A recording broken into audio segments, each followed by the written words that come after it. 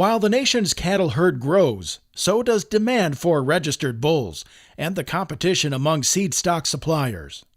There's a lot of bulls for sale that have kind of the same guarantee, if you will, and I think seed stock providers are looking for a way to differentiate.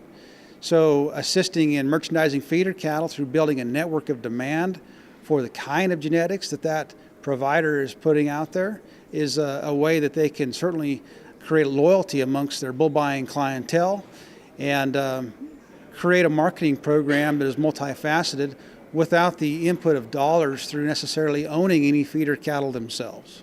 Beef cattle specialist for the certified Angus beef brand, Paul Dykstra, says the key to making that happen is getting to know potential buyers and partners.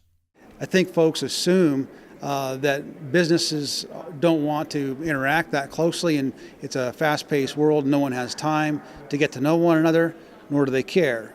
But in the world of feed yards and ranches trying to do commerce with one another, I think it's very valuable for a rancher or farmer that has calves to merchandise to go and get to know 5 or 10 feeders that might be potential customers.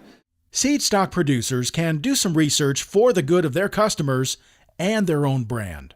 Knock on some doors, make some phone calls, and become a known entity. That way, when the time comes down the road that there might be some cattle that are ready to be sold, you've already got an established relationship and a certain amount of trust between each other.